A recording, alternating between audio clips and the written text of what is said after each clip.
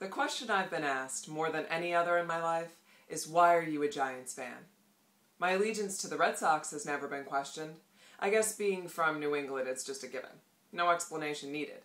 However, it's usually assumed that I am also a Patriots fan. But I was born a New York Football Giants fan in July of 1981 in Providence, Rhode Island. Now, let's get one thing straight. That's Rhode Island. Not Long Island, not in New York, Rhode Island. It's a state, I promise. But that's a different story. How is this possible, you may ask, and many have asked? Me being a Giants fan, not Rhode Island being a state, that's just history, look it up. I am a Giants fan because my father is a Giants fan. That is the simple explanation. The full story begins about 56 years earlier, in 1925, when the New York Giants become one of the first teams to join the National Football League. In the years before I was born, the Giants would go on to win 383 games, including 4 championships, and lose 325 games. My father, Bernie, at age 8, in 1956, watched the Giants beat the Chicago Bears for the championship. In 1958, at age 10, he would watch the Giants lose to the Colts in the greatest game ever played. The New England Patriots did not exist in 1956. They did not exist in 1958. The Boston Patriots wouldn't come into existence until 1960, when they joined the American Football League. They would not become the New England Patriots until 1971, the year after the AFL-NFL merger. In 1971, my father was 23 years old, a college graduate, married, and a devoted Giants fan. Now, when I say fan, what do I really mean? Well, when you experience each win and a loss with a team as if you were actually out on the field with them, you become more than a fan. When they're up, you're up. When they're down, you're down. You're in each contest together. And when someone asks what the score is, you say, "We're up 10-7. That's the kind of fans we are in my family. So you can understand that after 23 years of loyalty to one team, you don't switch your allegiances overnight just because a new, shinier team comes along.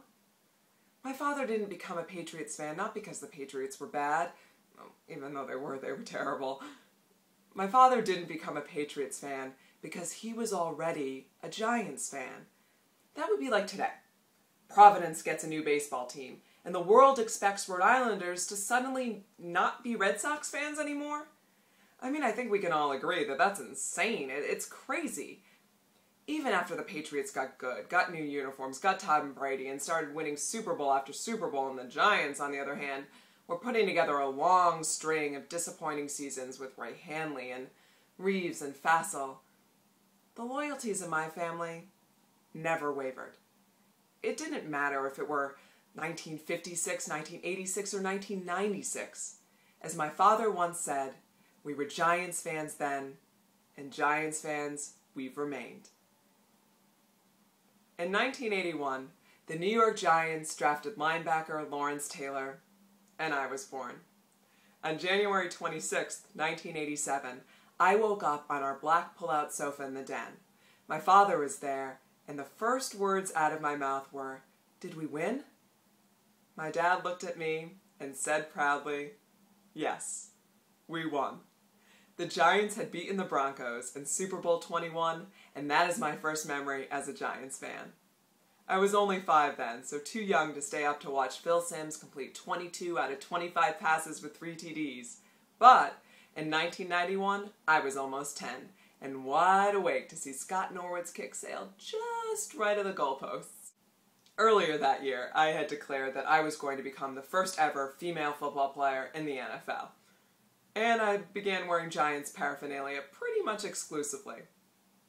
My secret was out.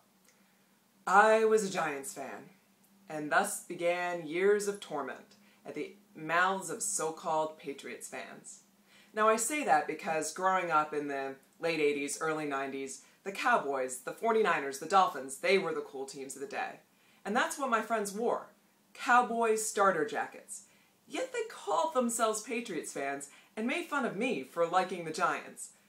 Now, admittedly, summers were a little easier. I blended in with my Red Sox hat on, or Made me my Fenway Park t-shirt that my dad had to buy me the year we went to the Patriots Day game, wearing long underwear, and it was 80 degrees out.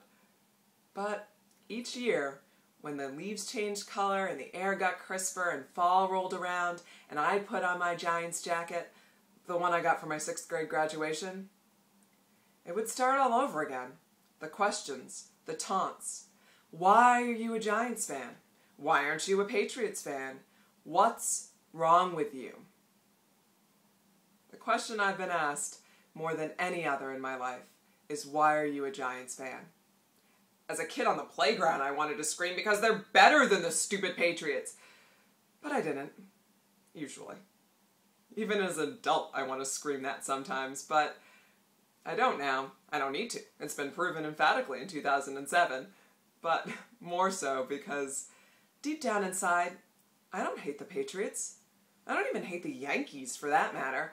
Well, maybe a little. But really, it's because I have come to realize that the simplest explanation is usually the best. I was born this way. Even in Los Angeles, I get this question from non-Patriots fans.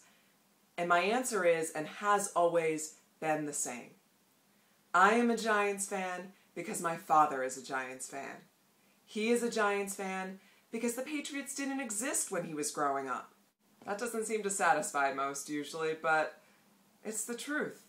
And in the end, the truth is all there is.